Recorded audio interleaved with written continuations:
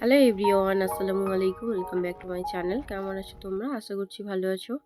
তোমরা দেখছো রোজা রান্নাঘর উইথ ব্লগ। আবারও আমি চলে এলাম তোমাদের মাঝে শীতকালীন চিতই পিঠার রেসিপি নিয়ে। এই চিতই পিঠা কিভাবে বানালে পারফেক্ট হবে চলো তোমাদের সঙ্গে শেয়ার করি। ভিডিওটি স্কিপ না করে শেষ পর্যন্ত দেখার অনুরোধ রইল। আশা করছি তোমাদের ভালো লাগবে।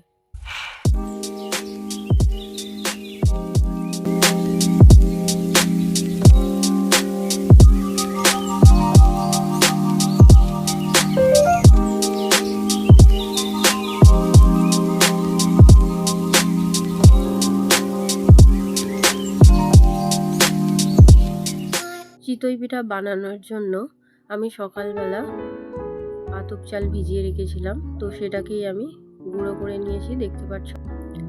আর নিয়েছি নারকেল কোড়া।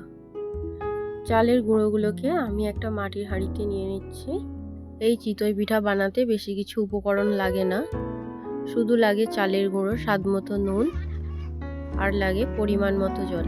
আমি এখানে নারকেল কোড়াটা দিচ্ছি, কারণ নারকেল কোড়াটা দিলে খেতে ভীষণ মজা লাগে, তার জন্য এখানে আমি নারকেল কোড়া দিয়েছি। তোমরা চাইলে নাও দিতে পারো। এবারে আমি দিয়ে দিলাম স্বাদ মতো নুন। নুনটাকে প্রথমে আমি চালের গুঁড়োর সঙ্গে ভালো করে মিশিয়ে নেব। এবারে দিয়ে দেব উষ্ণ গরম জল। জলটাকে আমি গরম করে নিয়েছিলাম আগে থেকেই, তো এই জলটাকে এবার আমি দিয়ে দেব। তবে চেষ্টা করবে যেরকম তোমাদের হাতেতে গরম জলটা লাগলে কোনো অসুবিধা হবে না, সেই গরম জলটা তোমরা সহ্য করতে পারবে এমনটাই গরম জল নিতে হবে। বেশি গরমও না, আবার বেশিও ঠান্ডাও না। নিশ্চয়ই বুঝতে পারছো আমি কেমনটা বলছি। একেবারে আমি জল দেব না, অল্প অল্প জল দিয়ে ভালোভাবে আমি ব্যাটারটাকে বানিয়ে নেব।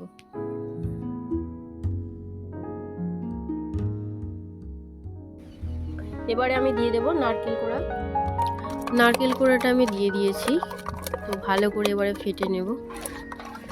কোনো কারণবশত ভিডিওটা আমার অফ হয়ে গিয়েছিল, যার কারণে নারকেল কোড়াটা আমি দিলাম, সেই পুরো ভিডিওটা উঠলো না, তার জন্য সরি। ব্যাটারটাকে আমি 15-20 মিনিট ধরে ভালো করে ফেটে নিয়েছি। দেখতে পাচ্ছ ব্যাটারের ঘনত্বটা কেমন আছে, সহজেই পড়ে যাচ্ছে।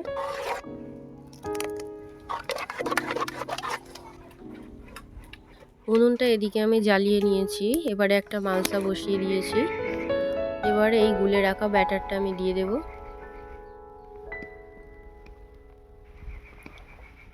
এবারে পিঠাটাকে আমি ঢাকা দিয়ে দিলাম। তো প্রায় 2 মিনিট পর আমি খুলবো। 2 মিনিটের মধ্যেই পিঠাগুলো হয়ে যায়।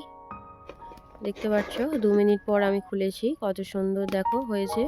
আর দেখো চার সাইডটা কেমন ফুটো ফুটো হয়েছে। এইভাবে আমি বাকিগুলো বানিয়ে নেব। তবে সব সময় চেষ্টা করবে ব্যাটারটাকে যতবারই পিঠাটা তোমরা ওই কড়া বা সরার মধ্যে দেবে, ততবারই কিন্তু ভালো করে ফেটে নিতে হবে। এই চিতই পিঠা অনেকেই আছে ভর্তা বা চাটনি এইগুলোর সঙ্গে খেয়ে থাকে, বাট আমাদের অঞ্চলে এখানে সবাই গুড়ের সঙ্গে খেয়ে থাকে। তো আমরাও ভীষণ ভালোবাসি, যেহেতু এখন গুড় পাওয়া যাচ্ছে, আর এই গুড় দিয়ে চিতই পিঠা খেতে ভীষণ ভালো লাগে। তবে এখন গুড় পাওয়া গেলেও ঠিক যেন গুড়টা মনের মতো হয় না, গুড়টা ভীষণই পাতলা টাইপের। আর তাও বা তো 2 ঘন্টা রাস্তা থেকে এই গুড়টা আনা। দেখতে পাচ্ছ আর একটা পিঠাও হয়ে গিয়েছে, দেখো কত সুন্দর ফুলেছে, ভীষণ সুন্দর ফুলছে। তবে চেষ্টা করবে একটু ভালোভাবে ফাটিয়ে নেওয়ার, ভালোভাবে না ফাটালে কি বলতো ভালো হয় না ঠিক। দেখতে পাচ্ছ কত সুন্দর ফুটো ফুটো হচ্ছে, আর দেখো কত সুন্দর ফুলছে। আমি একটা ক্যাচারের মাধ্যমে পিঠাগুলো তুলে নিচ্ছি। এইভাবে চিতই পিঠা বানালে একদম পারফেক্ট হবে। তোমরাও এইভাবে একবার ট্রাই করবে। কারা কারা আছো চিতই পিঠা খেতে ভালোবাসো, অবশ্যই তারা আমাকে কমেন্টে জানাবে।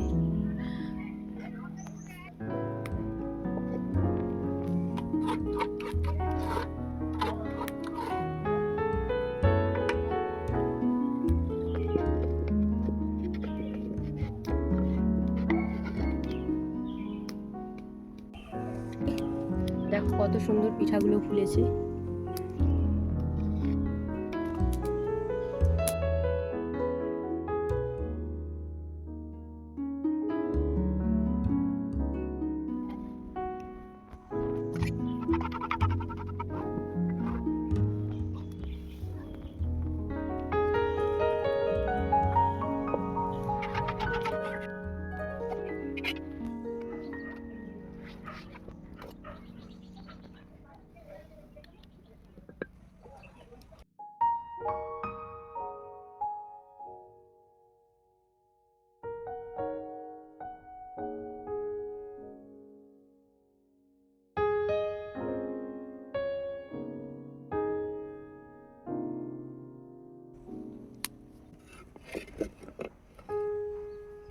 আজকের মতো আমার পিঠা কমপ্লিট হয়ে গিয়েছে।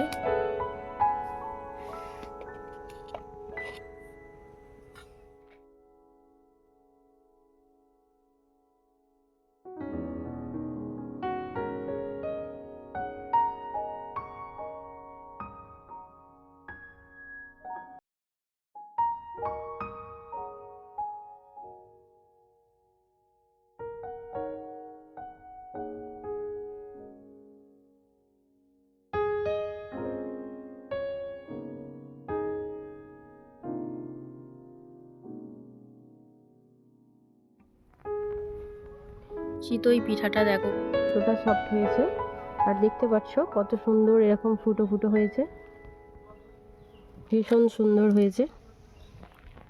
দেখো কত সুন্দর হয়েছে।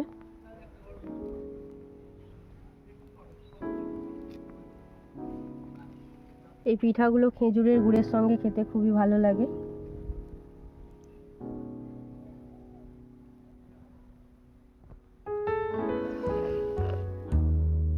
একদম দারুণ হয়েছে। এই পিঠাগুলো দেখো কত সুন্দর ফুটো ফুটো হয়েছে, একদম পিঠাটা পারফেক্ট হয়েছে। এইভাবে তোমরাও একবার ট্রাই করবে। আজকে আমার চিতই পিঠার রেসিপি তোমাদের কেমন লেগেছে অবশ্যই কমেন্টে জানাবে। যদি আমার রেসিপি ভালো লেগে থাকে লাইক, কমেন্ট, শেয়ার, সাবস্ক্রাইব করে আমার পাশে থেকো। আর যারা ফেসবুক থেকে দেখছো অবশ্যই আমার পেজটাকে ফলো করে দেবে। দেখা হচ্ছে আবারও নেক্সট অন্য কোনো রেসিপির সাথে। ভালো থেকো, সুস্থ থেকো, পরিবারের খেয়াল রেখো। বাই, আল্লাহ হাফিজ।